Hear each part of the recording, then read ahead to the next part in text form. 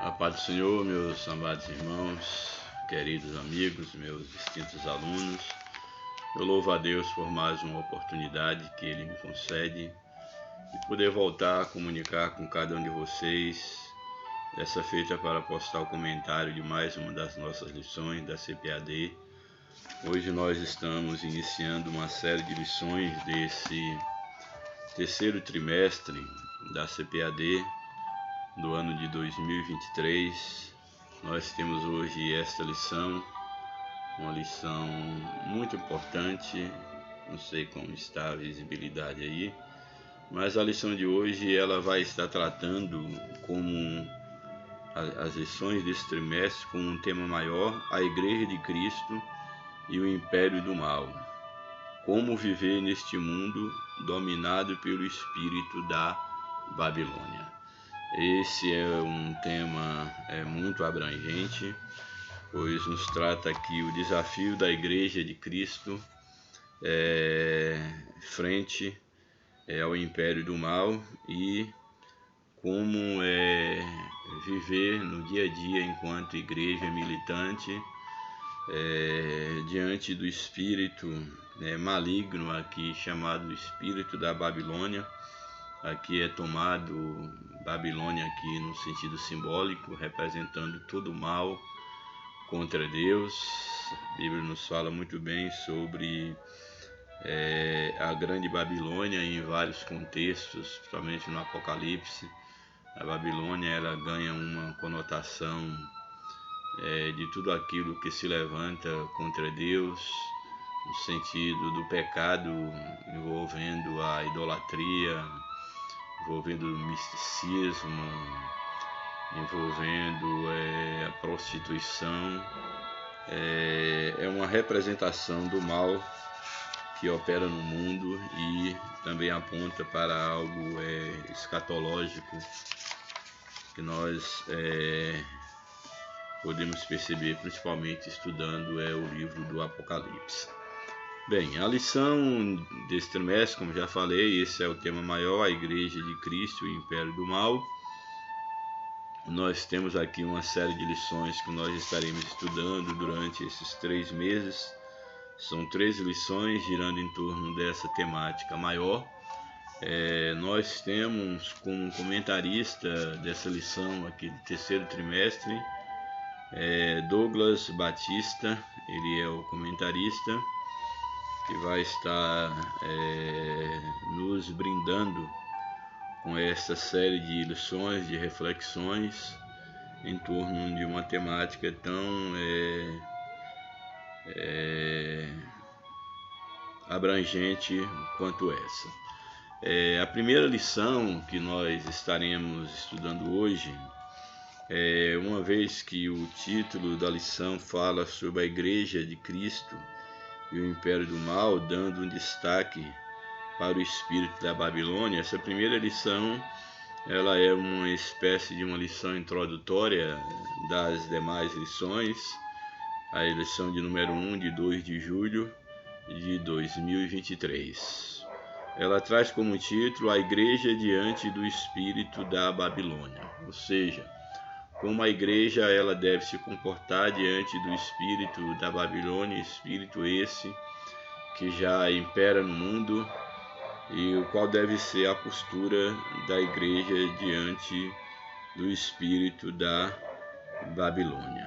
E aqui é importante nós observarmos que algumas coisas nós temos que entender a partir dessa lição, e dentro do contexto, quando nós estivermos aprofundando nos estudos dessa lição, nós vamos ver que o espírito do anticristo ele precisa necessariamente romper algumas barreiras até que de fato venha se instalar o período aí da grande tribulação, onde de fato nós vamos ver a manifestação da grande Babilônia, uma referência ao reinado do anticristo e a todo o seu sistema religioso, político econômico, de pecado.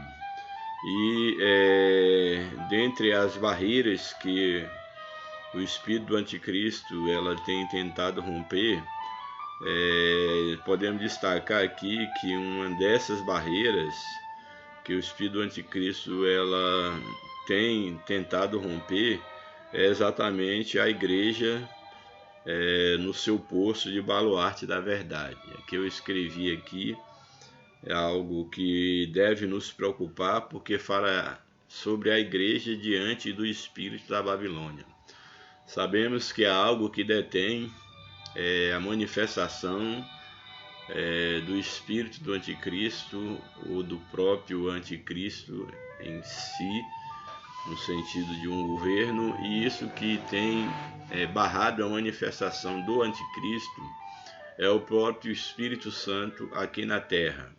Espírito esse que habita na vida da igreja e que opera no mundo, podemos dizer assim, de um modo geral, em se tratando de ministérios da Trindade, falando do o ministério do Pai enquanto Criador, sustentador de toda uma faceta da história relacionada à humanidade. Vemos o ministério de Cristo enquanto Deus encarnado, e Cristo realizando toda a sua obra, morrendo, ressuscitando, sendo assunto aos céus.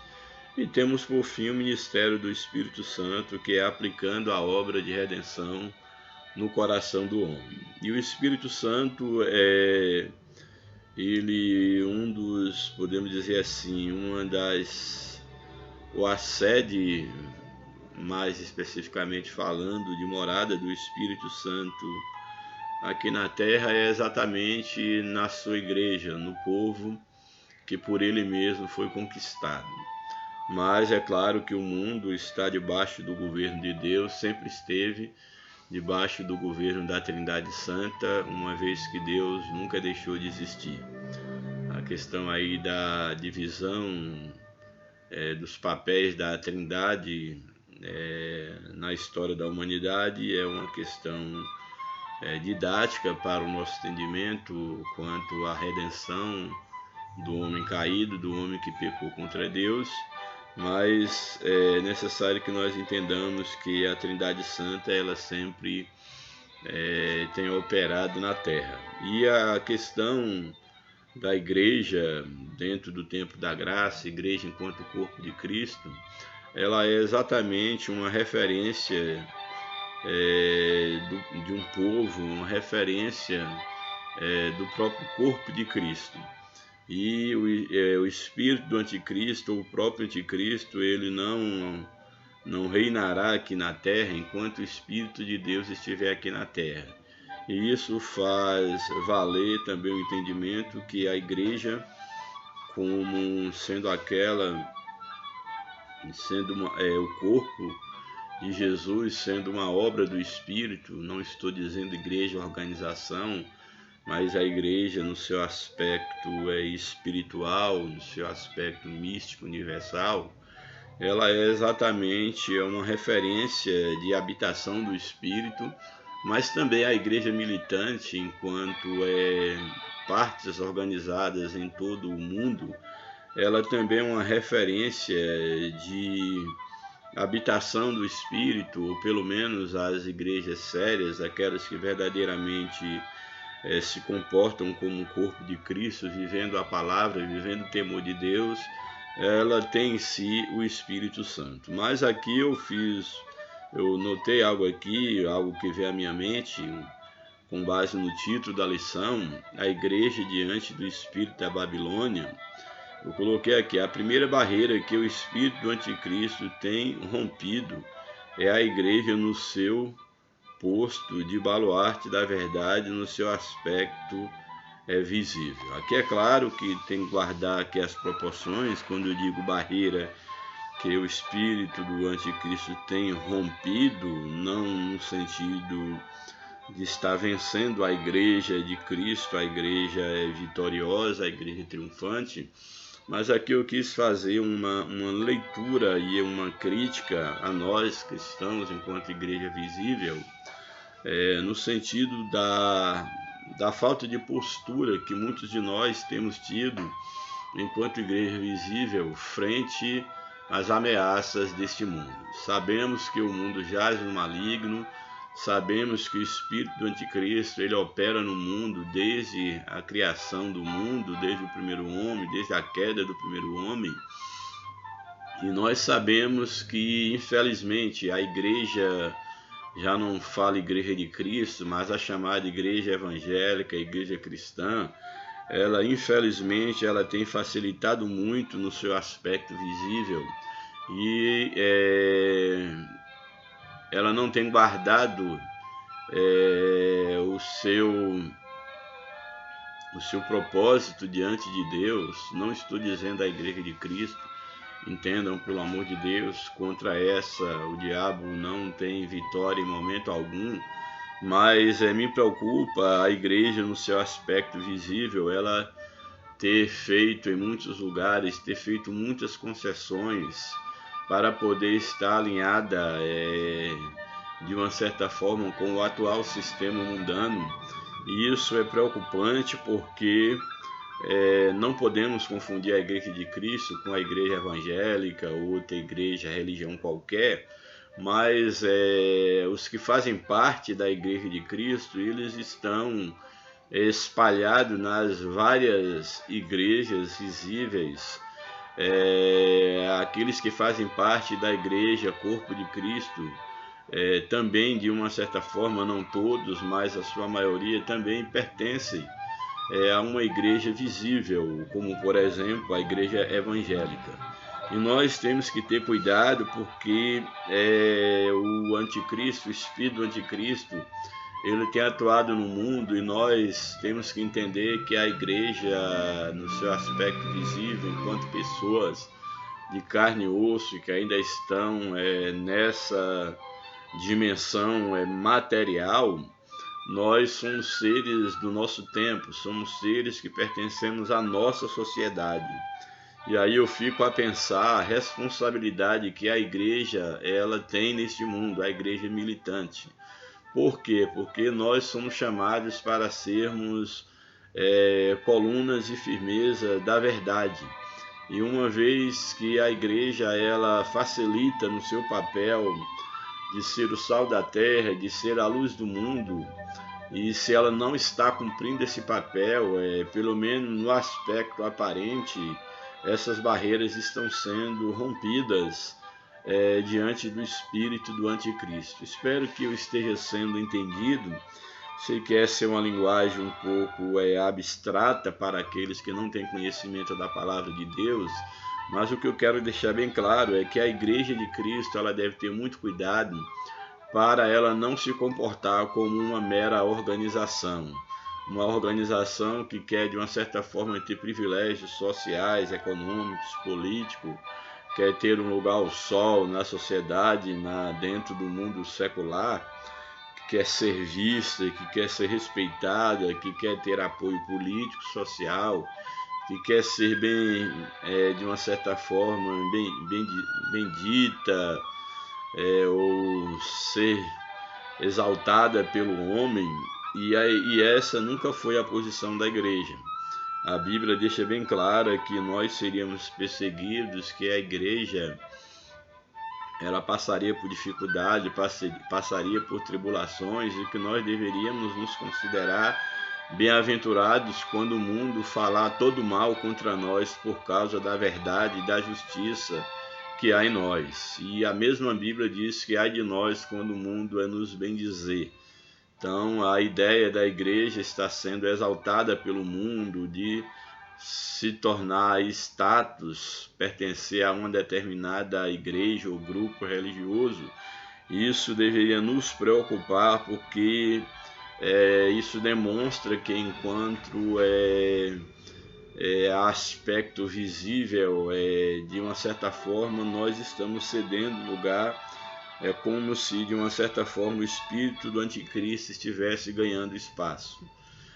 Repito, não estou dizendo que a igreja de Cristo ela esteja fracassando, em hipótese nenhuma, jamais a igreja de Cristo ela fracassará, mas a minha preocupação é que a igreja, corpo espiritual, ela é formada a partir daqueles que são resgatados neste mundo de trevas e esses resgatados, a igreja visível tem a responsabilidade de ser um canal, de ser um representante de Deus aqui na terra, e ela não pode perder de vista qual o seu papel, ela não pode perder-se na sua missão, porque a igreja ela é acima de tudo, ela deve ser acima de tudo uma obra espiritual. Eu não sei se todos conseguem entender o que eu estou falando, mas falando de maneira mais clara e mais objetiva. Você que congrega numa igreja, você que é líder de uma igreja organizada, uma igreja física, você deve ter cuidado em se certificar se de fato você está vivendo, você está conduzindo um povo para se tornar membros do corpo de Cristo. Porque não é suficiente ser membro de uma igreja local. Isso não dá garantia a ninguém de morar nos céus, isso não dá garantia a ninguém de fazer parte do corpo espiritual de Cristo. Fazer parte de um corpo físico denominacional, isso não significa fazer parte da igreja de Cristo. Então é nesse aspecto aqui que eu faço a minha crítica, porque eu percebo que dentro do contexto da lição, a igreja diante do espírito da Babilônia, e em se falando da igreja no seu aspecto material, a igreja ela não deve perder a sua posição de ser baluarte, coluna e firmeza, referência da verdade, porque do contrário ela estará cedendo lugar para o espírito do anticristo. Portanto, o espírito do anticristo ele atua principalmente no campo religioso. É uma outra aqui proposição que aqui eu defendo, é que o espírito do anticristo ele vai atuar a partir do campo religioso, não apenas, é claro que envolve o campo econômico, social, etc. E não há uma ordem específica. Ele pode começar no campo econômico e político e atingir o campo religioso, etc. Mas uma coisa nós não podemos negar, que a ideia do espírito do anticristo, isso tem a ver com aquilo que é anti-Deus, que é contra Deus. E uma das instituições humanas que tem como prerrogativa invocar, levar o homem em contato com o sagrado é exatamente a religião. E o homem, ele desde sempre, ele tem procurado desenvolver a sua espiritualidade, principalmente através de uma religião. Então, não é por acaso quando eu faço a afirmação que o espírito do anticristo ele tem um interesse muito particular e principalmente com a questão da religião, que exatamente a religião é o que tem sido usado, a religião é o ponto máximo de referência do homem em se tratando de questões místicas, em se tratando de questão de relacionamento com Deus. Não estou afirmando que você só pode desenvolver a espiritualidade por meio de religião, não defendo isso. Já pensei assim no passado, mas hoje eu já tenho maturidade suficiente para dizer que a religião é apenas um dos meios de desenvolver a espiritualidade. Eu diria que é o mais usado, mas a religião, em se tratando de fé, em se tratando de relação com Deus, Deus agora com letra maiúscula, o Deus verdadeiro, o Criador, a causa incausada. E aí você pode dar o nome que você quiser, em termos filosóficos. Se você chama de primeiro motor, eu chamo de Deus. E não é apenas um motor, porque é um Deus relacional. Mas o que eu quero dizer é exatamente o que eu afirmo, é exatamente que a religião ela é apenas um meio, ela não é um fim em si. Ela é apenas um meio que ela pode apontar o caminho ao homem, e deveria ser esse o sentido da religião, apontar Cristo como o caminho, mas como também ela pode distanciar o homem de Deus. Daí um interesse muito grande de Satanás e do próprio espírito do anticristo em atingir principalmente a religião, porque daí ela conseguirá destruir a fé, destruir a convicção da maioria dos homens que tem a religião, infelizmente, como a única forma de desenvolver a sua espiritualidade. Portanto, a igreja evangélica atual, ela precisa de fato ser uma igreja atuante, e o que a gente percebe é que, infelizmente, a realidade da igreja evangélica, do cristianismo atual, é um cristianismo com as honrosas exceções, é um cristianismo fraco, é uma igreja fraca, uma igreja sem força. Nós podemos afirmar com toda convicção que nós vivemos o tempo da pior fase, da pior, vamos dizer assim, dentro da história da igreja visível. Nós podemos dizer que nós temos, infelizmente, hoje um grau de superficialidade muito grande. Diria que não estou falando da igreja de Cristo, mas em termos de igreja evangélica, de evangelho, de igreja dita cristã, nós temos hoje uma geração, é a geração mais superficial, é a geração mais fraca, é a geração mais descaracterizada enquanto verdadeiro baluarte, verdadeiro representante da moral, do caráter, de valores inegociáveis. Sabemos que o mundo ele está de ponta cabeça e a igreja ela faz parte do seu tempo, não que ela deveria se conformar com o mundo, como a Bíblia nos ensina. Nós não deveríamos estar conformados com esse mundo. Mas o que a gente percebe é que, infelizmente, na maioria dos lugares, os líderes, os pastores, as denominações, os líderes religiosos, sejam de igreja evangélicas, ortodoxa, católica, seja movimento espírita, seja qual for o movimento religioso, em certa medida eles estão de mãos dadas com um sistema mundano, político, sistema terreno, onde o espírito do anticristo tem achado um espaço para poder atuar de uma maneira nunca vista antes.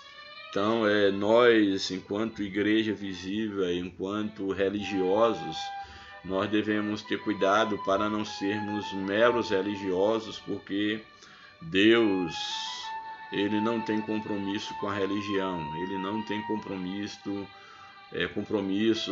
com um grupo só pelo fato de se dizer evangélico, de se dizer cristianismo. O compromisso de Deus é com aqueles que fazem parte do corpo de Cristo. E o corpo de Cristo, ele é um corpo espiritual, ele é um corpo invisível, porém ele é composto de pessoas que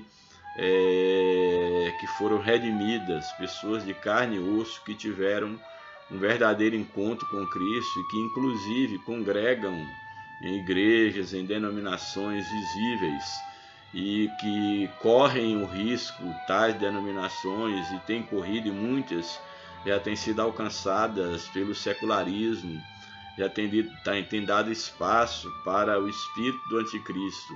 Isso tem feito com que muitos venham a cair da fé, a distanciar-se de Deus, e que o próprio nome de Jesus, que o próprio Evangelho seja escandalizado. Mas que Deus tenha cuidado de cada um de nós e que nós possamos ter em nossa mente muito bem definido o que é fazer parte da Igreja de Cristo e o que é fazer parte de uma igreja enquanto um sistema religioso. Espero que eu tenha sido compreendido já logo de cara, antes de entrar no assunto, esses primeiros 20 minutos. Eu já trago assim uma reflexão tão pesada, tão crítica, porque de fato, quando a lição ela fala sobre a igreja diante do espírito da Babilônia, é necessário que nós entendamos que essa lição ela não trata de flores, ela não trata de uma situação que se deve olhar com outro olhar, não ser esse olhar de preocupação. porque uma das coisas que tem me preocupado muito é que a igreja é visível, a igreja enquanto organização, ela tem se perdido, e meu medo é que ela continua perdida nesse sentido de se comportar como se fosse uma mera organização. A igreja, ela deve ter como alvo, ela deve ter em mente que ela é um trabalho, ela é uma obra espiritual. Ela é composta de pessoas dessa sociedade, ela tem o seu trabalho social, que deve ser o lado prático da nossa fé. Ela tem o trabalho com o corpo, com o cuidado do homem enquanto corpo, enquanto ser social, etc. Sim, isso é indiscutível. O próprio Jesus fez isso quando do seu ministério, mas a igreja, ela não pode de maneira nenhuma perder de vista que ela é uma obra espiritual. Ela é resultado do sacrifício de Cristo, da redenção de Cristo. E Jesus, repito, ele veio remir um povo, ele veio construir uma igreja, o seu corpo, e não uma mera religião. Bem, indo para o textuário da nossa lição, nós temos aí no textuário a seguinte afirmação, o seguinte texto bíblico, que nos diz o seguinte: e na sua testa estava escrito o nome, mistério, a grande Babilônia, a mãe das prostituições e abominações da terra. E Apocalipse 17, verso de número 5. Esse verso vai aparecer aí no contexto da leitura bíblica em classe, portanto eu não vou refletir nele nesse momento. A verdade prática da lição nos apresenta o seguinte: a igreja deve resistir ao espírito da Babilônia presente no cenário atual. Isso deve ser feito por meio do compromisso inegociável com a autoridade da palavra de Deus. Esse texto ele me chama bastante atenção, porque aqui nós temos uma verdade que deve ser posta em prática, e aí eu chamo o cuidado de cada um de vocês para essa verdade que infelizmente ela tem sido negligenciada por muitos que se dizem igreja do Senhor, e é necessário que nós nunca deixamos que isso venha apagar da nossa mente o nosso compromisso com Deus. E aqui a lição nessa verdade que deve ser posta em prática diz o seguinte: que a igreja deve resistir ao espírito da Babilônia presente no cenário atual. Ou seja, o espírito da Babilônia, que é o espírito do anticristo, ele já está presente no cenário atual, e a igreja ela deve resistir ao espírito da Babilônia. Então eu e você, enquanto igreja de Cristo, nós devemos resistir o espírito da Babilônia, o espírito maligno que já opera no mundo atual. E aí na sequência o texto diz: isso deve ser feito por meio de quê? Do compromisso inegociável com a autoridade da palavra de Deus. Isso é algo que eu acho de suma importância, o que a verdade prática nos ensina, como nos comportarmos como igreja de Cristo e fazer frente ao espírito da Babilônia, ao espírito do anticristo, que é exatamente por meio do compromisso inegociável com a palavra de Deus.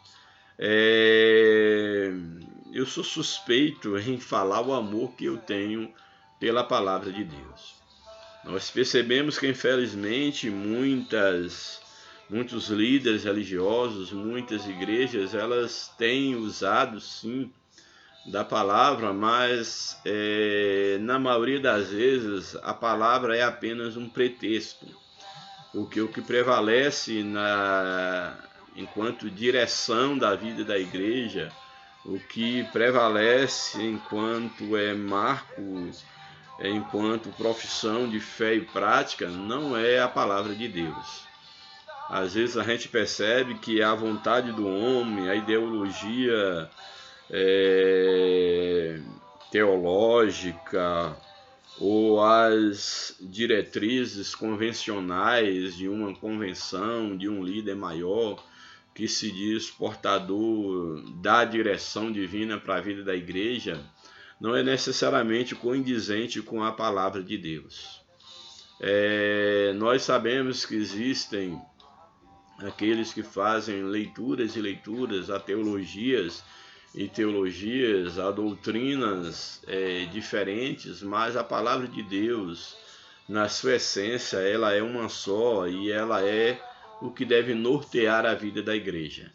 E a gente percebe de uma maneira muito nítida que se de fato cada igreja ela se preocupasse mesmo de fato com a palavra de Deus, nós teríamos mais resultados no mundo espiritual e as nossas práticas diárias, a maioria delas seriam reprováveis se nós de fato vivêssemos a palavra de Deus. Essa é uma das coisas que me preocupa, porque não basta, como muitos até mesmo defendem, uma ortodoxia, mas falta uma ortopraxia.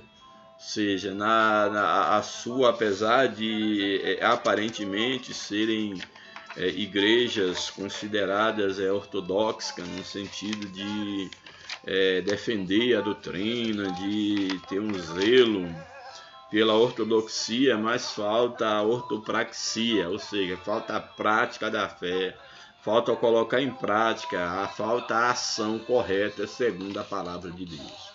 Então não basta dizer-se igreja de Cristo, que tem a Bíblia como regra de fé e prática, todos esses jargões, se na prática, se na ortopraxia, de fato não demonstra que nós estamos alinhados com aquilo que a palavra de Deus estabelece. Isso deveria e deve nos incomodar enquanto igreja de Cristo. Portanto, a maneira correta de nós fazermos frente, de resistir ao espírito da Babilônia, é exatamente um compromisso inegociável com a autoridade da palavra de Deus.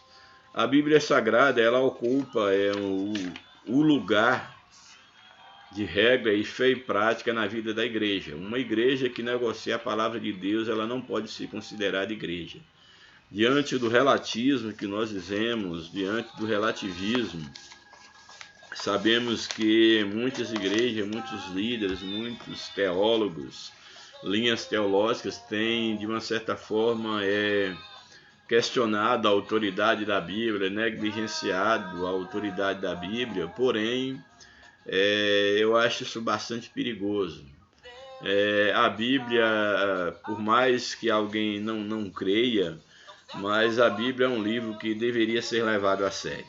Ela deveria ser levada a sério, porque a despeito de todos os questionamentos que se faz em torno da palavra de Deus, nós, no mínimo, aquele que não tem fé, ele deve ver a Bíblia como um livro histórico, cujas narrativas, todas elas podem ser buscadas na história, e os fatos podem ser comprovados, e a própria ciência moderna, ela tem corroborado, ela tem, não que a Bíblia precisa, mas ela nas suas descobertas, ela tem sido testemunha daquilo que a Bíblia tem falado. E uma das coisas que mais me fascina na Bíblia são exatamente as suas profecias ditas há milhares de anos atrás por pessoas que não se conheciam, em épocas diferentes, escritores, cerca de 40 escritores, que a maioria não se conheciam, vivendo em épocas de milênios de distância um do outro, de centenas de anos de distância, mas todos falaram, profetizaram, todos foram usados, podemos dizer assim, para contribuir isso como inspiração divina na produção de um livro que ele é atemporal, cujas profecias elas têm se cumprido, se cumprem em nossos dias e hão de se cumprir no futuro. Uma vez que se o que está na Bíblia dito por pessoas há centenas de anos atrás se cumpriu depois, por que não cumpriria o resto ou as demais coisas que nela está escrita? Então, para mim, uma das coisas que me faz temer, além do poder transformador da palavra de Deus, são exatamente os fatos que nessa palavra estão inscritos e que eles já se cumpriram e que se cumprem na atualidade, como provas inquestionáveis de que a Bíblia, ela de fato é a palavra de Deus. No livro A Leitura Bíblica em Classe, ela está no livro de Apocalipse, capítulo 17, verso 1 ao 6. Nesse primeiro momento, como eu falei, é mais uma espécie de introdução das lições que virão. Nós temos aí o livro de Apocalipse, capítulo 17, o verso 1 a 6, que é contemplado aqui nessa primeira lição, abordando a questão da igreja diante do espírito da Babilônia. Aí o verso 1 do capítulo 17 diz o seguinte: E veio um dos 7 anjos que tinham as 7 taças, falando comigo, dizendo-me: Vem, mostrar-te-ei a condenação da grande prostituta que está sentada sobre muitas águas. Aqui esse contexto desse texto, para aqueles que leem a Bíblia, aqui nos fala sobre o período da grande tribulação, mais especificamente os 3 últimos anos e meio. Eu não vou entrar aqui no mérito da questão de arrebatamento da igreja, se é pré, meso, pós-tribulação, mas o fato aqui, independente da sua crença quanto ao arrebatamento da igreja, o fato é que aqui trata de um período que todos conhecem, todos os teólogos admitem, chamar-se da grande tribulação.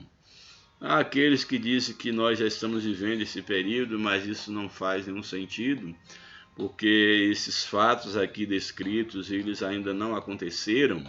Mas o certo é que o texto diz aqui, e aqui eu quero focar nesse período mesmo, chamado de grande tribulação, que à luz da Bíblia são os 3 últimos anos e meios de um período chamado tribulação, e quando de fato os castigos de Deus sobre a humanidade, sobre o próprio governo do anticristo, esses castigos, essas taças da ira de Deus, os selos serão abertos, virão então as taças, as trombetas, os ais, os castigos, eles serão lançados contra o reinado do anticristo, para exatamente aquele reinado de aparente paz, de aparente prosperidade, ele começar a ruir, ele começar a desabar diante da soberania de Deus. Essa é uma leitura clara do que nós temos nesses 3 últimos anos e meio da grande tribulação. São de fato o cálice da ira de Deus, as taças da ira de Deus contra o próprio governo do anticristo e os seus seguidores. E é claro, o mundo todo aqui experimentará esses horrores. Então diz o texto que um dos 7 anjos, que tinham as 7 taças, falou comigo dizendo: Vem, mostrar-te-ei a condenação da grande prostituta que assenta sobre muitas águas. Aqui a grande prostituta é uma referência à Babilônia, não a Babilônia no sentido geográfico, a Babilônia cidade ou império babilônico, como aconteceu no passado, mas é uma manifestação política.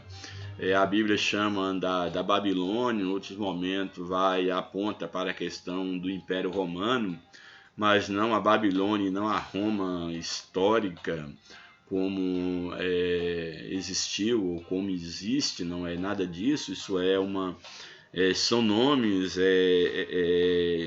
dados aqui no sentido metafórico a esse sistema político e religioso do período do anticristo, onde a política e a religião elas voltarão e já iniciam desde agora. A gente já vê que há um caminhar para a política e religião estarem de uma certa forma se comunicando, andando de lado a lado, o que sempre foi perigoso na história da igreja e sempre será uma mistura perigosa, confundir política com religião, mas dentro desse contexto da grande tribulação, na verdade haverá um governo político, religioso, aí na figura do anticristo e o seu falso profeta.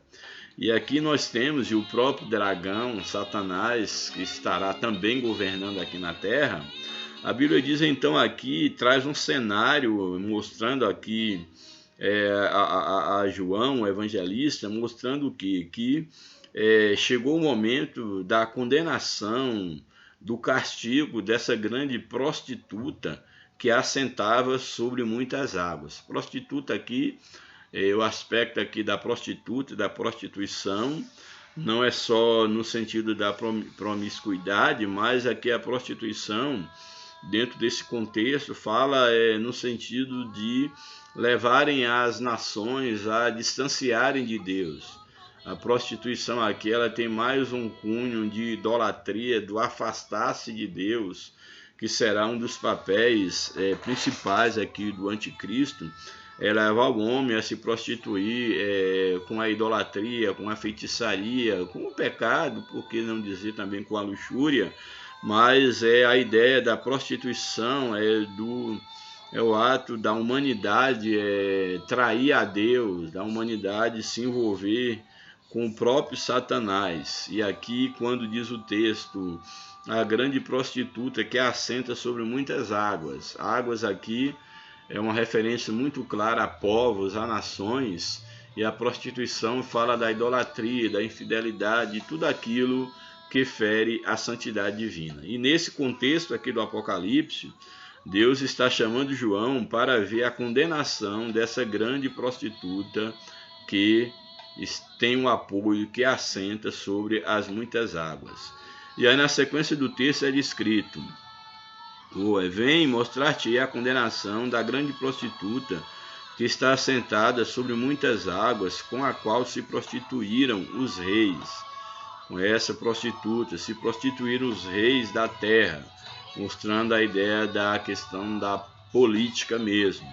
E com a qual se prostituíram os reis da terra, e os que habitam na terra se embebedaram com o vinho da sua prostituição. Então aqui fala exatamente da luxúria, do pecado, da carnalidade, da questão da falsa religião, do pecado, da orgia, de tudo aquilo que fere a santidade de Deus. E o verso 3: E levou meu espírito a um deserto, e vi uma mulher assentada sobre uma besta, que é exatamente o anticristo, e essa mulher se refere a esse sistema religioso que estará exatamente sendo apoiado, tendo como base um antideus, o anticristo.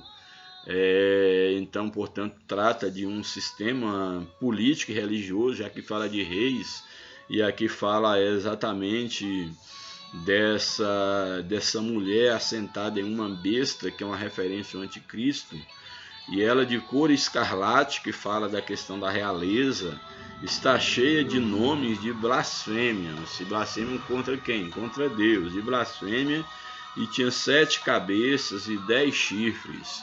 E a mulher estava vestida de púrpura, que é essa cor, essa cor roxa, uma cor, vamos dizer assim, que fica entre o roxo e o vermelho, o azul e o vermelho, seria uma cor secundária, essa cor púrpura, essa cor roxa. E diz que a mulher estava vestida de púrpura e de escarlate, que seria esse vermelho alaranjado, cor de sangue, essa cor, vamos dizer assim, pura, primária. E a mulher estava vestida de púrpura e escarlata, adornada com ouro, pedras preciosas e pérolas, e tinha na mão um cálice de ouro cheio de abominações, da imundícia da sua prostituição. Que fala exatamente do poder do anticristo, do poder desse império religioso, do poder do governo, da luxúria, de tudo aquilo que envolve, vamos dizer assim, a majestade, que envolve o glamour desse poder maligno, que é o poder dessa religião mundial, o poder do anticristo que dá sustentação a todo esse sistema político e religioso. E na sua testa, na testa desta falsa entidade, dessa besta, desse anticristo, e na sua testa está escrito um nome, mistério, a grande Babilônia, a mãe das prostituições e abominações da terra. Então, esta mulher, e aí diz que ela é identificada com um mistério que aqui é revelado, que é exatamente a grande Babilônia, a mãe das prostituições e abominações da terra. É interessante nós observarmos aqui a ideia do mistério, porque até então, antes da revelação, da manifestação pública, ou do para que veio essa religião e todo o seu sistema, há uma enganação mundial. O homem pensa agora pertencer a uma verdadeira religião, a estar sendo guiado pelo verdadeiro Cristo, mas de fato, nesse momento, o mistério é revelado e de fato os homens ficam sabendo do que se trata, que é aí o anticristo, é a Babilônia, é a mãe das prostituições e das abominações da terra. Isso aqui já fica claro a partir de então. E aí o verso 6 diz: e vi a mulher que estava embriagada do sangue dos santos e do sangue das testemunhas de Jesus, que é justamente quando haverá uma perseguição daqueles que se mantêm firme ao Evangelho, e aqui principalmente os judeus e aqueles que não negarem a fé, e que serão perseguidos durante a grande tribulação, e a Bíblia fala que serão como areia, uma grande multidão de mártires, que eles receberão vestes brancas e esperarão até que seja completado o número de seus irmãos que perderão as suas vidas por causa do testemunho de Cristo. Então aqui mostra exatamente que essa mulher, ela está embriagada com o sangue dos profetas e o sangue das testemunhas de Jesus.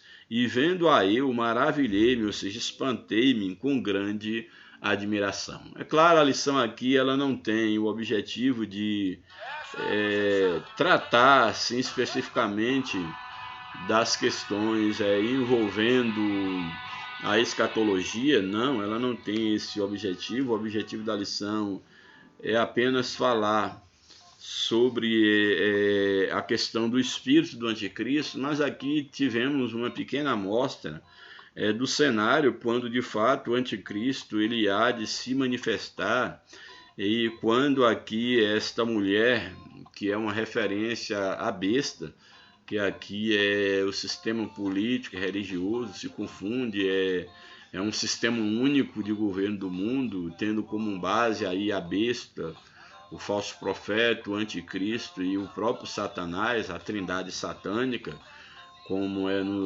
nos é retratado no livro do Apocalipse, estará aqui exatamente governando na terra.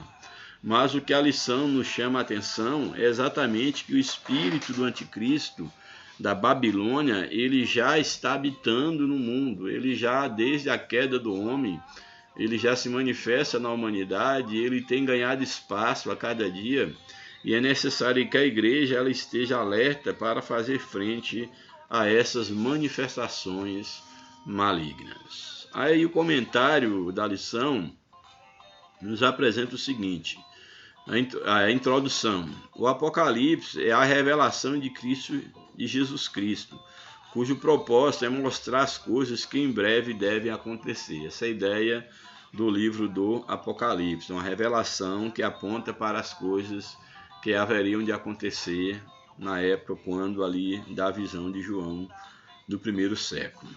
Por ser de natureza escatológica, o livro não é de fácil interpretação. Por isso convém esclarecer que nessa lição não se pretende identificar a Babilônia literal, nem listar os eventos da grande tribulação. Nosso objetivo é alertar a igreja acerca dos aspectos gerais do espírito da Babilônia presente no cenário global que vivemos. Claro, já dei aí uma pequena explanação aí nesses primeiros 49, 50 minutos, Mas aqui a introdução da lição, o comentarista diz que exatamente que o objetivo na presente lição não é tratar dos aspectos formais acerca de quem é essa Babilônia, quem seria essa Babilônia, o que ela representaria, mas é mais chamar atenção para o desafio que a igreja tem e alerta que nós devemos ter em relação ao espírito da Babilônia, o espírito do anticristo que já atua neste mundo. Bem, aí o primeiro tópico da lição, Babilônia e seus significados. Primeiro subtópico, a grande prostituta. A personagem é apresentada como a grande meretriz com a qual os reis da terra se prostituíram. No texto bíblico destaca-se 3 termos gregos: o porner, que é para o nome prostituta, o pornel, que é prostituir-se, e porneia, que é prostituição, que é o nome dado a essa personagem, a grande prostituta, a Babilônia. Na mensagem dos profetas do Antigo Testamento, essas expressões apontam para a idolatria, isto é, a prostituição espiritual. Então, no Antigo Testamento, a expressão, quando fala que o povo se prostituiu, o povo de Deus fala exatamente de uma prostituição espiritual, do casamento, da união, do culto do povo de Deus com Deus, a deuses estranhos, aos deuses das nações vizinhas, a deuses pagãos. Isso é chamado de prostituição. Portanto, aí no Antigo Testamento, essa expressão aí, o porneu, o porneia, fala de uma prostituição, porém a prostituição no aspecto referindo principalmente à idolatria, a uma prostituição espiritual. E nós vamos ver que devemos ter muito cuidado, porque muitos que se dizem cristãos têm se prostituído através dos ídolos modernos e pensam que isso não significa alguma coisa. Aqui não está falando, é claro, que a prostituição no sentido do sexo fora do casamento, ela é pecado, é abominável aos olhos de Deus. Mas aqui fala de um tipo de prostituição que muitas das vezes muitos povos e muitas pessoas estão envolvidas e não percebem que é exatamente a idolatria. E a idolatria não é apenas uma imagem de escultura. Nós temos os ídolos modernos, nós somos por natureza criadores de ídolos. Nós, inclusive, um dos ídolos da atualidade é o nosso próprio corpo, é o culto ao corpo. Existem pessoas que cuidam tão bem do seu corpo, que devota uma atenção, uma reverência ao seu corpo, mas a mente está podre, o coração está imundo, a alma está doente, são verdadeiros sepulcros caiados, bonitos por fora, cultuam o corpo, mas são pobres de espírito, têm uma alma totalmente na podridão. Então é nesse sentido que nós devemos, e é o foco da lição, fazer essa leitura para a nossa edificação espiritual. Portanto, tenhamos cuidado em relação a isso. Então, em Apocalipse, as muitas águas que essa prostituta está sentada, em Apocalipse, as muitas águas onde a prostituta se assenta simboliza multidões seduzidas pela idolatria, paganismo e sua oposição à fé cristã. Assim, a prostituta é identificada como uma das facetas da imoralidade e do falso sistema religioso representado pelo espírito da Babilônia. Então, esse é o sentido espiritual da prostituta, que é uma identificação da imoralidade, da falsa religião, do falso sistema religioso representado pelo espírito da Babilônia, o espírito do anticristo, se quisermos ser mais claros. Subtópico 2. A mulher e a besta escarlata. A mulher montada sobre a besta é a descrição da grande prostituta. Ela se veste de púrpura e de escarlata, o que significa reinado e luxo. A ideia da cor púrpura e do escarlate ou da cor escarlata, fala exatamente da questão desse reinado do poder e da luxúria, do luxo. Ela também se adorna com ouro, pedras preciosas e pérola, o que simboliza o materialismo e o poder econômico. Isso aqui é algo que diz muito, deveria dizer muito a cada um de nós, que é a ideia do poder deste mundo que gira em torno da questão do luxo, da riqueza, gira em torno do materialismo e do poder econômico. Quantas pessoas elas têm negligenciado a vida espiritual, negligenciado a sua relação com Deus em busca do poder, em busca do ganho, em busca exatamente de um bem-estar material e econômico, em detrimento da sua alma, não alimentam, não cuidam da sua alma, não cuida do seu espírito, mas vive em torno do materialismo. E essa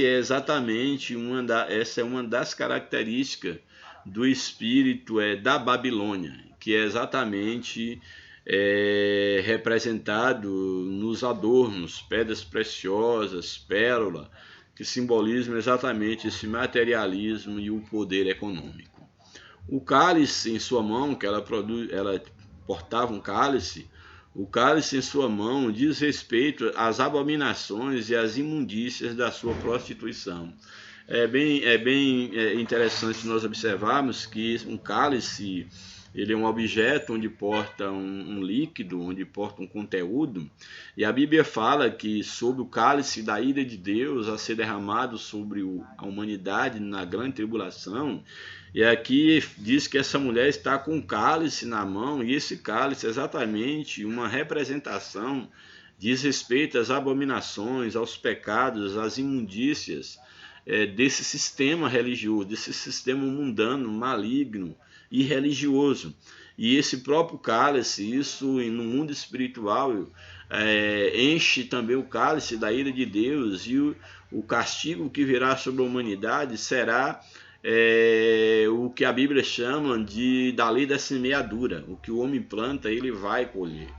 Então, esse cálice na mão dessa prostituta fala exatamente das suas abominações, imundícias, que receberão no tempo certo, receberão a devida recompensa da parte de Deus. Daí a igreja tem muito cuidado com isso. Portanto, o cálice em sua mão diz respeito às abominações e às imundícias da sua prostituição, o que representa toda forma obscena e impura de contaminação moral e espiritual da sociedade. Então, esse cálice que está na mão dessa prostituta representa exatamente toda a abominação moral e espiritual. E isso deveria nos chamar muito a atenção, porque aqui nós estamos falando de algo que a igreja ela deve ter cuidado, ela deve se comportar diante da realidade do espírito da Babilônia que atua no mundo, que atua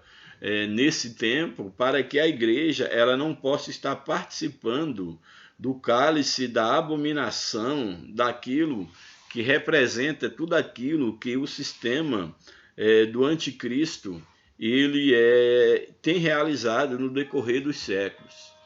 Então isso aí sim deve nos preocupar, porque isso é muito significativo o que o texto aqui ele está dizendo em relação a essa representação, o espírito da Babilônia, que simboliza a nefasta força desse sistema religioso, econômico e político que é o espírito da Babilônia. Que Deus ele nos guarde, que Deus ele tenha misericórdia da sua igreja. Portanto, tudo isso fala dessa imoralidade.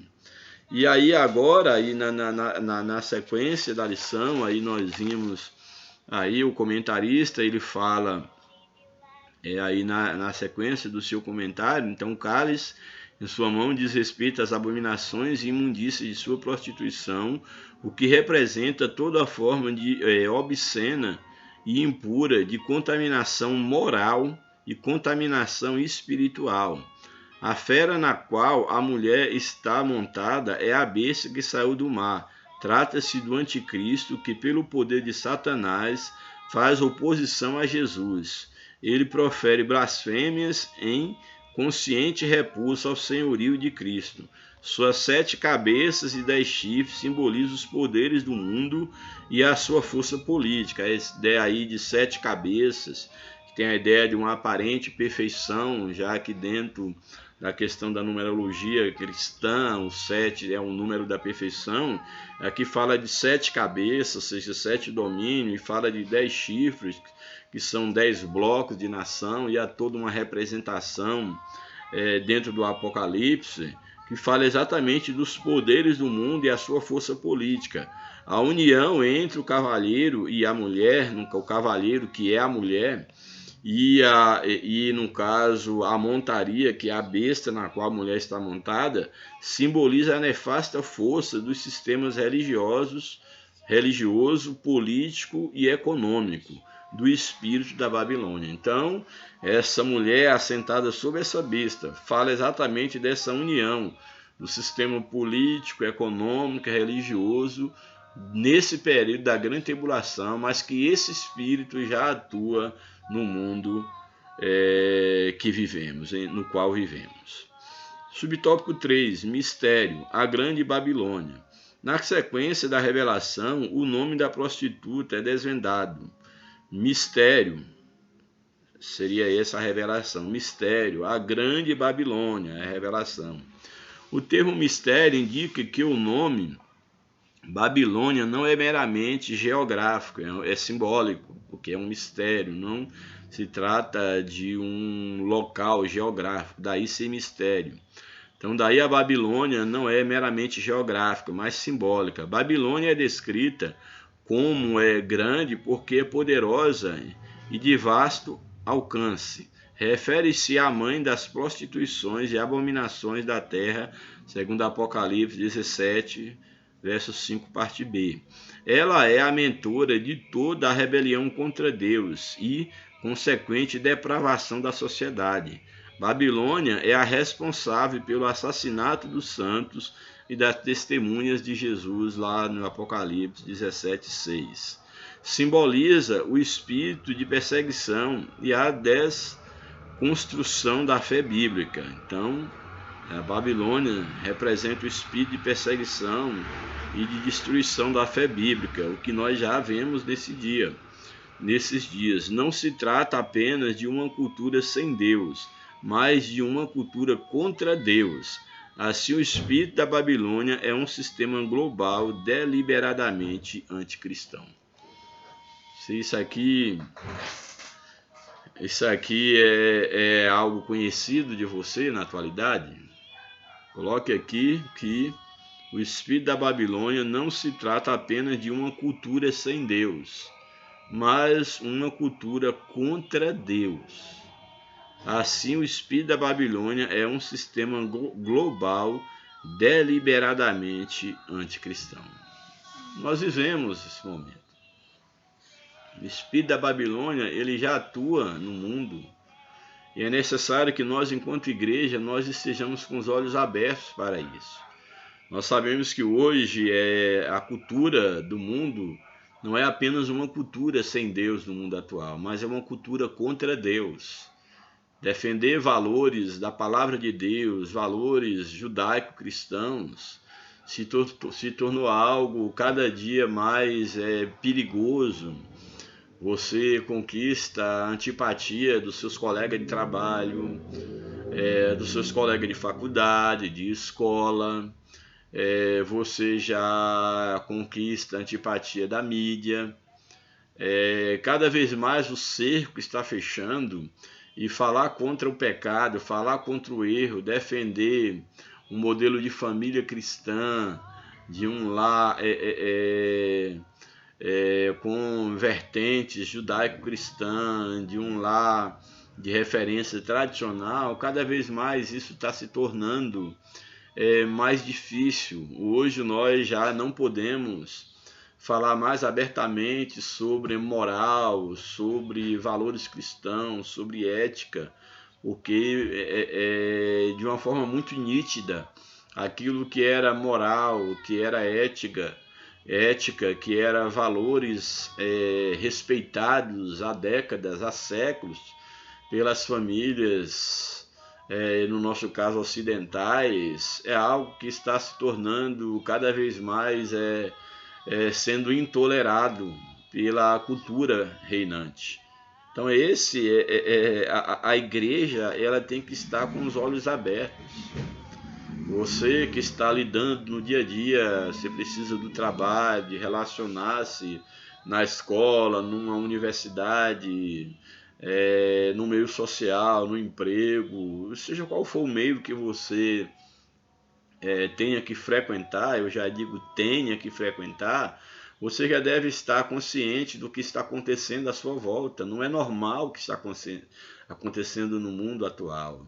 Eu sou um professor secular também e eu vejo que não é normal a forma de reação dos meus alunos. Hoje eu já não tenho liberdade plena nem sequer para ensinar a minha disciplina, pois eu tenho que estar, os próprios textos que eu tenho que trabalhar com a turma, quando uma palavra soa de uma maneira moralista ou remete às vezes até um som, a uma fonética, a algo ligado à imoralidade, é motivo de riso, de graça, de zombaria.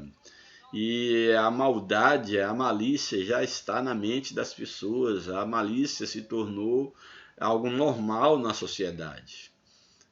Tentar trazer uma lição de moral, falar de valores, de princípios para um grupo de adolescentes, isso hoje é algo que está se tornando impraticável. Tenho vivido essas experiências ultimamente e confesso para vocês que para um conservador, para um cristão protestante, porque todo cristão verdadeiro ele tem que protestar contra o pecado, é o que a Bíblia nos ensina.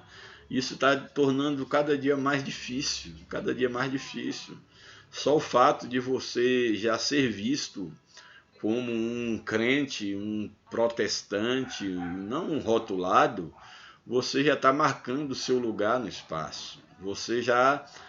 As pessoas já mantêm um certo distanciamento de você enquanto colega, os alunos enquanto alunos, na relação aluno e professor, aí tudo aquilo que soar com um tom de moral, de ética, isso já implica que você não está respeitando a liberdade do outro.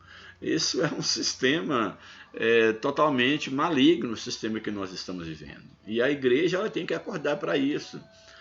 Nós, enquanto igreja, temos que preparar os nossos jovens para a escola.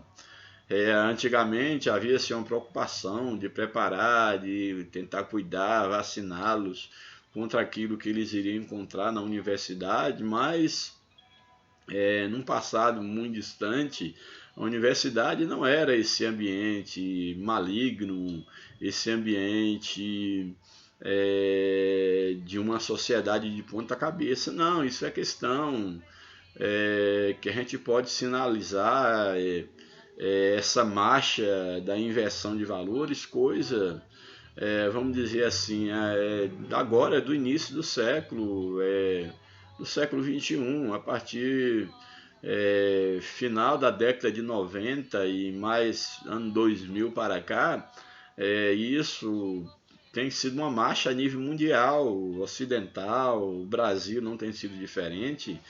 Eu tenho feito minhas análises enquanto estudioso, tanto do aspecto secular quanto dentro do aspecto religioso.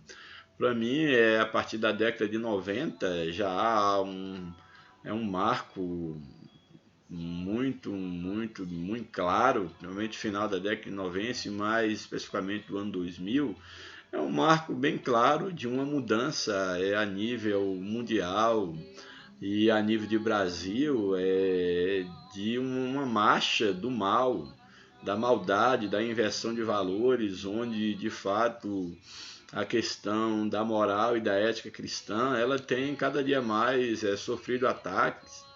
E nos últimos anos, nos últimos 10 anos, nos últimos 5 anos, e atualmente isso tem se tornado algo mal, ele tem ganhado uma força a nível mundial. E nós, enquanto igreja, temos que estar preocupados agora, não mais com aquela preocupação que tínhamos há 30 anos atrás de um jovem ir para a universidade.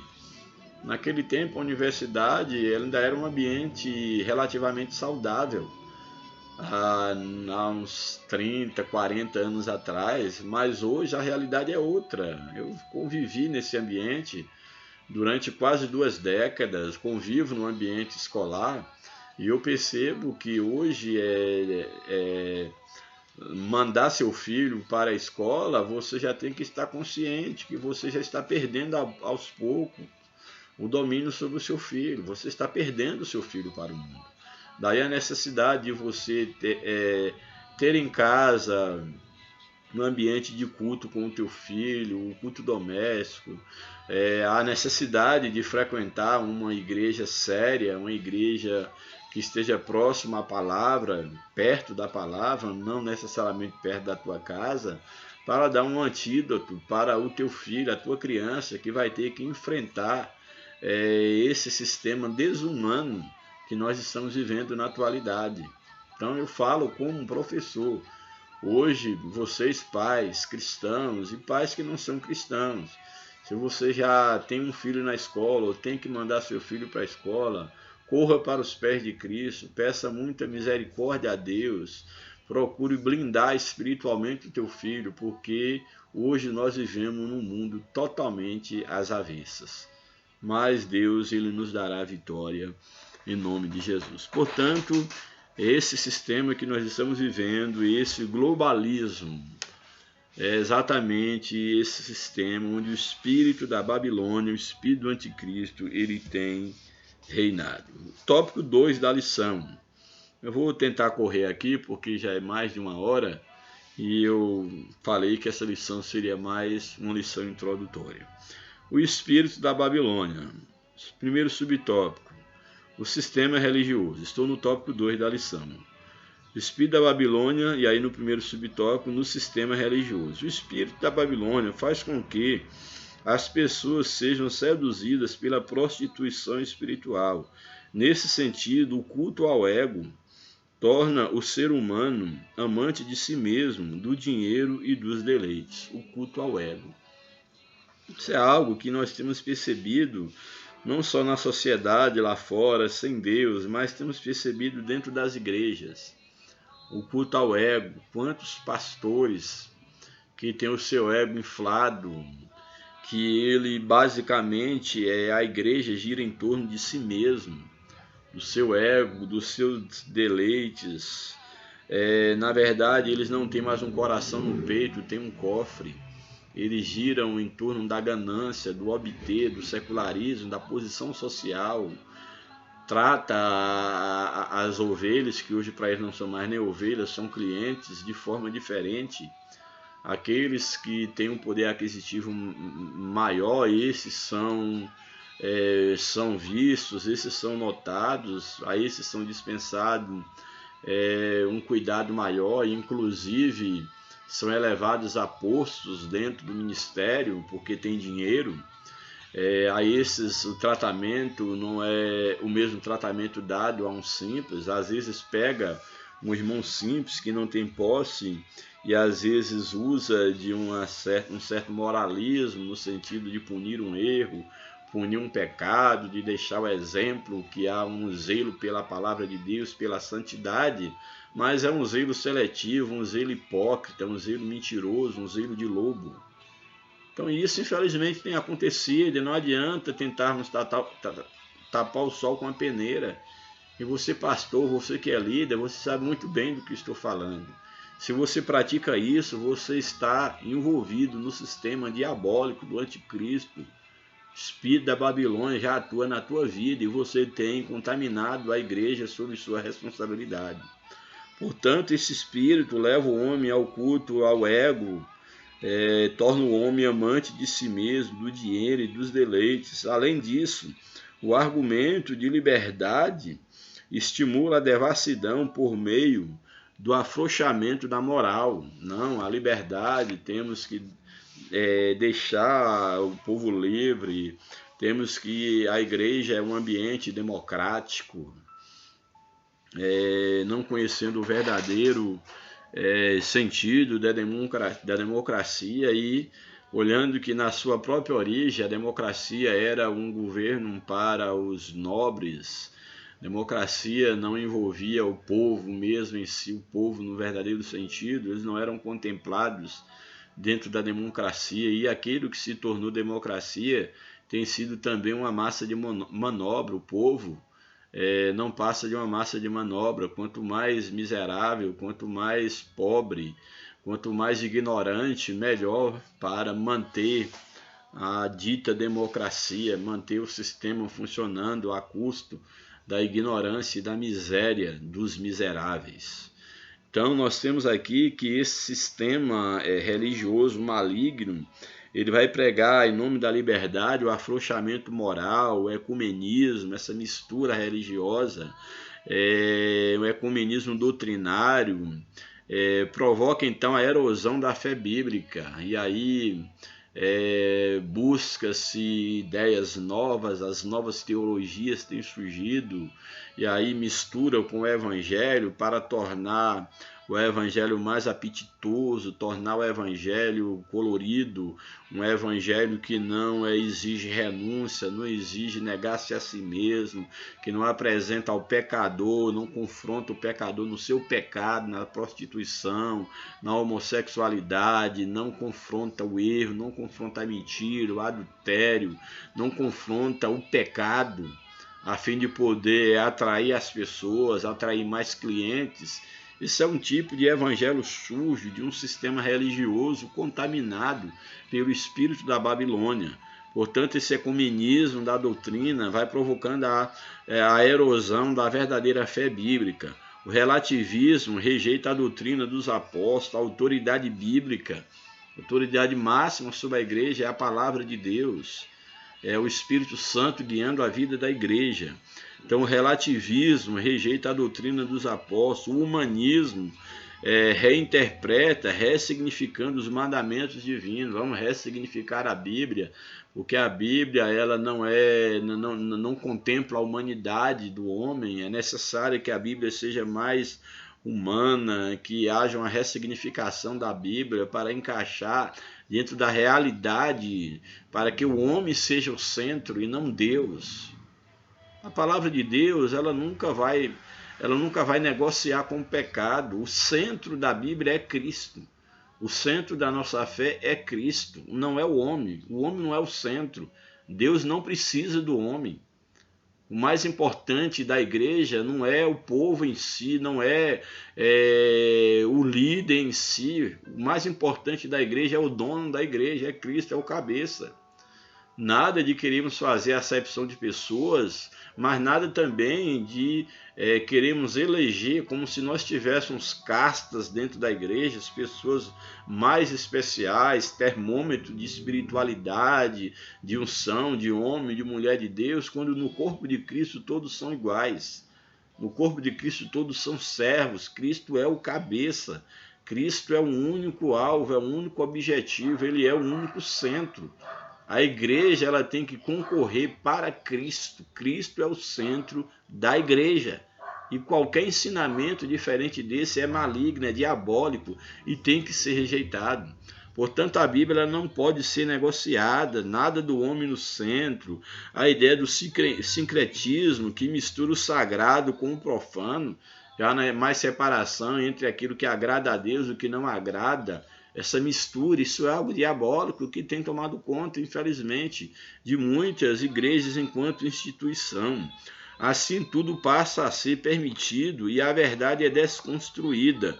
Em consequência disso, a igreja verdadeira é brutalmente perseguida, ou seja, a igreja, aqueles que se comportam como igreja, que estão dentro das igrejas enquanto denominação, eles passam a ser vistos como os piores, como os indesejáveis.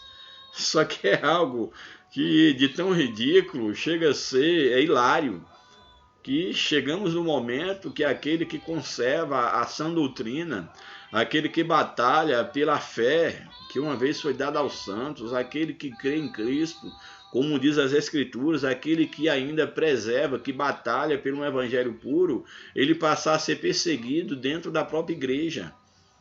Ele passa a ser, a ser um incômodo, a ser o rebelde, a ser aquele que está trazendo confusão, aquele que está atrapalhando o negócio, que está atrapalhando a igreja. Isso aqui, gente, isso aqui é algo que deveria nos assustar, porque aí essa igreja é permissiva, esse sistema permissivo, a consequência disso é que a verdadeira igreja, aqueles que são verdadeiramente igreja, que ainda encaram a igreja como uma obra espiritual, eles não achem mais espaço dentro da igreja visível. Eles passam a ser perseguidos, a serem ignorados, a serem deixados de lado, a serem evitados, a serem poldados, a serem, como usa a linguagem lá fora, a serem cancelados dentro da igreja por conservarem ainda o vigor, por conservarem o zelo pela verdade da palavra de Deus. Isso tem acontecido nos nossos dias. Isso tem acontecido no nosso meio, igreja. E nós não devemos nos curvar a isso. Se para você alcançar uma posição ministerial, se para você ser bem visto, se para você ser bem cotado no meio, você tem que negar os seus princípios, você tem que negar a Cristo para se encaixar no sistema, não se dobre, seja um incômodo, seja uma atalaia, seja uma pedra no sapato, seja uma voz no deserto, ainda que como João Batista você venha a perder a sua cabeça, mas não se curve, que você foi chamado para protestar. Você foi chamado para protestar. Um cão que não ladra não serve para nada. Um protestante que não protesta contra o pecado, inclusive dentro da igreja, que não protesta contra o pecado, ele não é crente, ele não é cristão, ele não é filho de Deus, ele não pertence ao corpo espiritual de Cristo. Ele pode pertencer a um corpo organizacional, a um grupo religioso, menos ao corpo de Cristo. E Deus só tem compromisso com aqueles que é membro do corpo do seu Filho. Se você for membro do corpo físico, do corpo de uma igreja, isso pouco valor tem diante de Deus, se você não for membro do corpo espiritual do seu Filho amado, Jesus Cristo. Então, seja corpo de Cristo, incomode mesmo, mas não negocie os seus princípios. Não negocie, ainda que você seja perseguido dentro da própria igreja, que se diz igreja, mas que não passa de um sistema contaminado pelo espírito da Babilônia, contaminado pelo espírito do anticristo. Seja firme, não se venda, não se troque, não se deixe levar pelo pecado da simonia, não se deixe levar pelo apadrinhamento, não se deixe corromper. Não se deixe ser comprado pelo espírito da simonia. Seja firme, seja um baluarte da verdade, porque é para isso que Cristo te chamou enquanto igreja sua, enquanto noiva sua. Louvado seja o nome do Senhor. Subtópico 2. O espírito do anticristo, nós vimos aqui no sistema religioso, no sistema político e cultural. Como ele está presente no sistema político e cultural, como o anticristo, como o espírito da Babilônia está presente. O espírito da Babilônia exerce forte influência na política e na cultura. Pautas progressistas de inversão de valores são compostas em afronta à cultura cristã. Pautas como que, por exemplo, apologia ao aborto, a ideologia de gênero, legalização das drogas, a prostituição, o adultério, o divórcio aí de forma desacelerada, o divórcio por qualquer coisa, a infidelidade conjugal, a prostituição, a pornografia, tudo aquilo tem sido as pautas, entendeu? Desse sistema político que estamos vivendo e cultural. Logo, o patrulhamento ideológico estigmatiza como fundamentalistas quem ousa discordar dessas pautas. Hoje você discordar de alguém é você ser fundamentalista, é você ser genocida, é fascista, homofóbico, é você ser ultrapassado, é você ser ofensivo. Hoje você não pode mais defender os teus fundamentos, defender a tua fé, pois nós temos que manter a nossa postura. Se alguém quiser ser meu amigo, que seja pelo que eu sou. Eu não vou estar mudando para agradar ninguém. Não mude para agradar as pessoas. Basta você ser conhecido por Deus. Se o mundo não te conhece, se o mundo não te aceita, se não há lugar mais para você no grupo, para você ser aceito, você ser inserido, conviva com esse grupo não mais do que o tempo suficiente. Não esteja não mais do que o tempo suficiente. Não fique num lugar além do tempo necessário. Se é o seu trabalho, cumpra com o teu trabalho, cumpra com o teu ofício, mas não se deixe envolver. Mantenha a sua fé, mantenha a sua fidelidade a Deus. Basta você ser conhecido por Deus. Não brigue por ser conhecido pelo homem, mesmo dentro do sistema religioso. Não brigue por isso. Não brigue por causa de posição, para galgar posições de destaque ministerial na igreja, seja lá onde quer que seja. Isso não tem nenhum valor diante de Deus. Basta você ser reconhecido por Deus. Basta você ser reconhecido por Deus. Não queira o reconhecimento das pessoas em detrimento dos teus valores, em detrimento dos princípios que você tem conservado da palavra de Deus. Porque esse mundo jaz no maligno. É necessário que nós brademos com grande voz essas verdades. Portanto, no sistema político-cultural, o espírito do anticristo já está presente. A censura contra quem defende os valores bíblicos, a grande mídia, as artes, a literatura, a educação, promove o doutrinamento contrário à fé cristã. Isso eu vivencio. Há um doutrinamento contrário, isso eu vi na faculdade, vejo na escola, vejo no dia a dia. Só quem está cego espiritualmente para não perceber que estamos sendo doutrinados diariamente, em todos os aspectos, falando na mídia, nas escolas, nas faculdades, por meio da política, da educação. Nós estamos sendo doutrinados para nos desviarmos do foco. O espírito do anticristo já atua nesse mundo e nós temos que estar com a mente curada para não sermos levados por essas influências diabólicas. Que Deus tenha misericórdia de nós, dos nossos filhos, da nossa geração. Que Deus nos guarde, que Deus nos cubra com o sangue do seu Filho amado. Coagida pelo politicamente correto, a sociedade assimila e defende a nova cultura. Nesse contexto, o cristão ou os cristãos são perseguidos e julgados. E como são? E ainda vai piorar. Você ainda pode pagar com sua própria vida. E nós temos contribuído para isso, infelizmente. Minha oração ultimamente diante de Deus é que Deus perdoe a igreja no seu aspecto visível, porque nós não agimos como sal da terra e luz do mundo. Nós, enquanto organização, nós pecamos. Nós contribuímos para o nosso país estar como está hoje.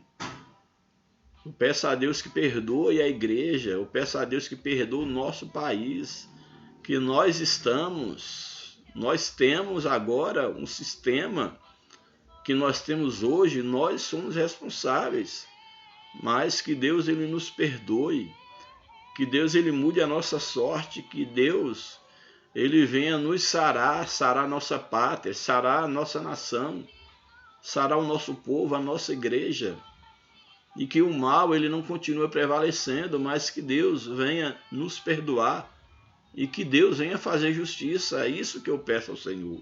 Mas nós temos a nossa culpa. Enquanto igreja visível, enquanto organização, nós somos também culpados. Que Deus tenha misericórdia de nós. Também o espírito da Babilônia no sistema econômico. O livro de Apocalipse registra o enriquecimento dos mercadores por meio da exploração, da luxúria, da licenciosidade do espírito da Babilônia.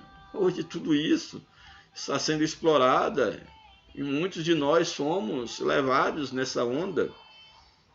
Ele mostra como o comércio e o governo subornam os cidadãos por avareza, dinheiro e poder. As pessoas são motivadas a levar vantagem financeira, ilícita, imoral, em prejuízo do próximo. Quantas vezes você, como cristão, tem agido dessa forma? Tem aproveitado do seu próprio irmão da fé para se dar bem na vida? Quantas imoralidades você tem cometido nesse sentido? A sociedade é extorquida em troca da satisfação dos prazeres pecaminosos, do consumismo desenfreado. A sociedade, o homem moderno, eles têm criado necessidades que na verdade ele não tem. O homem precisa de pouca coisa para viver bem, mas estamos sendo instados a cada dia criar novas necessidades para fazer o mercado, o consumo funcionar. Nesse sentido, o materialismo, os deleites e a autossuficiência conduzem o ser humano a confiar no dinheiro, e os que controlam a economia impõem embargos, tributos e multas em desfavor do cidadão impotente. É o contexto que nós estamos vivendo. E o último tópico da lição: a oposição da igreja diante do espírito da Babilônia. Primeiro, não negociar a ortodoxia. Não negociar a ortodoxia, ou seja, a palavra de Deus. E aí eu falo aquilo que eu falei no início. Não negociar a ortodoxia, mas também não negligenciar a ortopraxia. Não adianta sermos ortodoxos, não. É isso aqui, o ensino verdadeiro é esse. Mas isso só ficar no discurso. Que adianta ter um discurso bonito, um discurso de fé, de pureza, que somos um em Cristo, que aqui na igreja amor, aqui todos somos iguais, quando na verdade não somos iguais. Quantas vezes nós ouvimos na igreja que somos iguais, que sentimos um a dor do outro, que somos corpo, que fazemos parte de uma mesma família, mas isso só conversa fiada. Só no momento do culto, ali no momento dos louvores, um monte de louvor hipócrita, mentiroso, que canta uma coisa, mas a realidade é outra, uma mensagem que fala de uma coisa, mas na prática é outra. Trata todos os crentes como iguais, mas no tratamento diário a liderança tem preferência por um ou outro, porque tem um poder aquisitivo melhor. Você está ali do lado do irmão, é a paz do Senhor para lá, a paz do Senhor para cá, é abraça no momento ali do louvor, da falsa comunhão, mas no dia a dia, saindo dali, você não quer nem saber do seu irmão, você não quer nem papo com ele. Talvez aquele abraço que você dá nele na igreja, quando chega em casa, você não vê a hora de chegar em casa para tirar a roupa e lavar, para não ter o suor, não ter a impressão do teu irmão na tua roupa. Isso é falsidade, isso é hipocrisia, a gente sabe que isso acontece. Então é necessário que nós não negociemos a ortodoxia bíblica, mas também que não negligenciemos a ortopraxia, ou seja, a prática daquilo que nós defendemos. Que esse é o grande problema que nós temos que enfrentar. Nós não podemos dar as costas. Então a palavra ortodoxia vem do grego ortos, que significa correto, e da expressão doxa, que do verbo dokel, com o sentido de crer. A junção dos termos traz a ideia de crença correta. Então, a ortodoxia é a crença correta. Nesse aspecto, a ortodoxia cristã da Bíblia Sagrada, como é a suprema e inquestionável árbitra em matéria de fé e prática. Seria isso a ortodoxia, colocar a Bíblia como inquestionável em matéria de fé e prática. Por conseguinte, a igreja precisa reafirmar a verdade bíblica como um valor universal e imutável. Assim, por meio do estudo bíblico, sistemático, doutrinário, torna-se possível capacitar o crente para enfrentar o espírito da Babilônia e suas ideologias contrárias aos valores absolutos da fé cristã, com mansidão, temor e boa consciência. E aqui eu faço uma crítica, não aqui ao que está escrito, mas a nossa vida prática enquanto igreja. Não adianta a igreja estar promovendo grandes estudos bíblicos, muita informação, enchendo a cabeça dos crentes de informação, dando estudo bíblico, mensagem, culto para isso, para aquilo, para casais, para de escatologia, de um monte de dia, se na prática nós não vivemos como igreja. Isso não tem valor nenhum. Achar que uma mensagem ali preparada dentro do script da teologia, aquelas mensagens de autoajuda, aqueles momentos de crises de santidade, e que isso vai mudar a vida da igreja, isso não muda.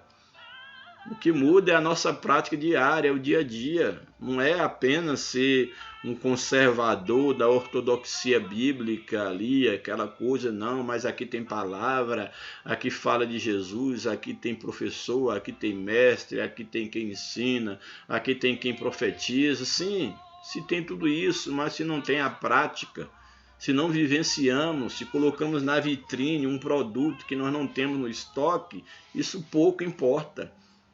A igreja é um organismo vivo, nós somos chamados para viver a prática do evangelho.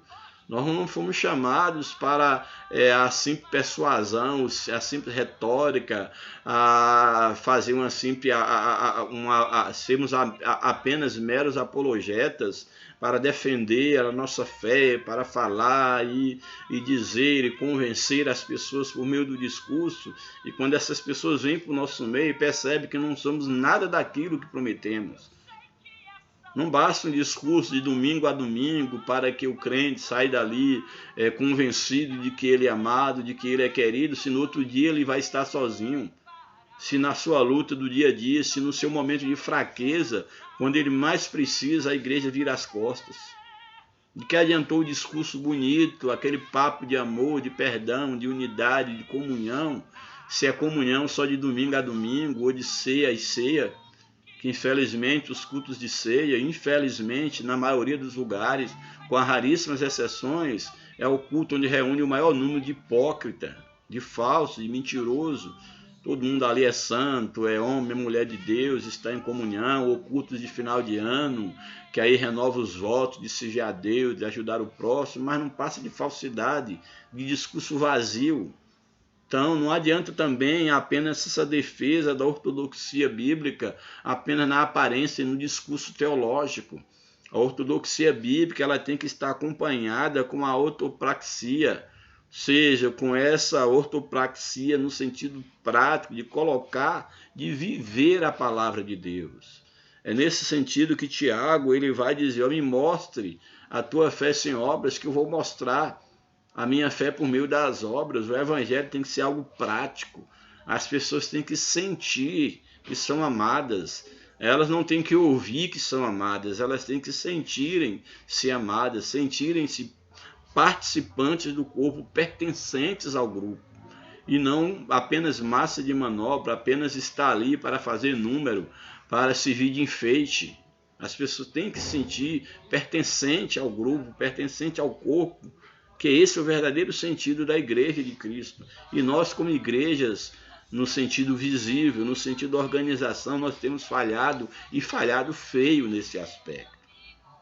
E que Deus ele tenha misericórdia de cada um de nós, que nós deixemos de ser hipócritas, mentirosos, que nós possamos viver de fato o verdadeiro evangelho. É claro, com as raríssimas exceções que ainda existe, aqueles que vivem como de fato verdadeira igreja. Existem ainda aquelas igrejas que ainda conservam, na sua maioria, apesar de poucas, mas na sua maioria dos seus membros ainda conserva uma certa chama, um certo valor do que é ser igreja. Mas essas são a minoria, são em quantidade ínfimas as igrejas que assim se portam, porque a maioria tem se perdido. Não passa de uma propaganda, não passa de uma farsa. E Deus não tem compromisso com esse tipo de igreja. O compromisso de Deus, repito, Deus só reconhece como participantes da sua família aqueles que fazem parte do corpo espiritual de Cristo e não apenas ter uma carteirinha de membro ou de pastor de uma igreja. Então acordemos, igreja, acordemos. o espírito do anticristo, o espírito da Babilônia já reina. E dentro do sistema religioso ele se faz presente, está presente na cultura, na economia, na educação, em todas as áreas que nós possamos imaginar. E aí o subtópico 2 desse último tópico, formar o caráter de Cristo. O caráter cristão refere-se à nova vida, ao novo modo de pensar e agir daqueles que pertencem a Cristo. Nesse aspecto, torna-se necessário enfatizar que o fruto do Espírito, que é o fruto do Espírito que desenvolve o caráter do salvo. Jesus ensinou que é pelo fruto que se conhece uma árvore. Não por acaso o apóstolo Paulo observa que o melhor antídoto contra o veneno e o jugo do pecado é andar em espírito. Não temos que ser ensinados a andar em espírito. Os nossos líderes, nós temos que formar líderes que aprendam a temer a Deus. Não que simplesmente tenha domínio teológico, que conhece a ortodoxia da igreja. Não, isso é necessário. Mas isso não é o mais importante. É preciso lutar pela pureza da palavra. Isso é indiscutível. A igreja foi chamada para isso. Isso tem que ser o nosso respirar. Mas é preciso também que nós tenhamos conhecimento de Deus. Não conhecimento sobre Deus, mas conhecimento de Deus. Uma coisa é eu falar sobre Deus, uma coisa é eu falar sobre a palavra de Deus, sobre a ortodoxia bíblica, outra coisa é eu conhecer Deus, outra coisa é a palavra de Deus fazer sentido na minha vida. Essa deve ser a nossa maior preocupação, deve ser a preocupação dos nossos líderes, na formação de novos líderes, que conheçam a Deus, que andem em espírito, que é o único antídoto contra o pecado, é sermos guiados pelo Espírito de Deus, e não pelo espírito da religião, não pelo espírito de uma ideologia teológica. Que Deus nos guarde. Por acaso, o apóstolo Paulo, ele observa que o melhor antídoto contra o veneno e o jugo do pecado é andar no espírito. A falha na formação moral do caráter produz pseudos falsos cristãos escravizados pela carne. Portanto, a igreja que prima pelo estudo e a aplicação da palavra de Deus produz crentes espiritualmente maduros, capazes de resistir o espírito da Babilônia presente no cenário global. Gostei da afirmação do comentarista. A igreja que preza pelo estudo e aplicação da palavra de Deus. Não é só estudar, é aplicar a palavra de Deus. Ela está no caminho do crescimento espiritual, de formar crentes maduros, crentes vacinados contra o espírito deste mundo. E o último subtópico, aguardar a volta de Cristo.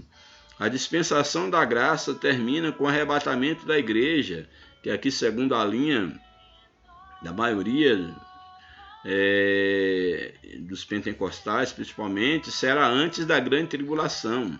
Acerca dos sinais que precedem a volta de Cristo, destacamos o que antecede o arrebatamento da igreja: a apostasia, a inversão de valores, a perseguição, guerras, fome, peste, terremotos, etc. Diante desses eventos, o cristão é exortado a não viver despercebido, mas esperar o seu Senhor em oração e vigilância.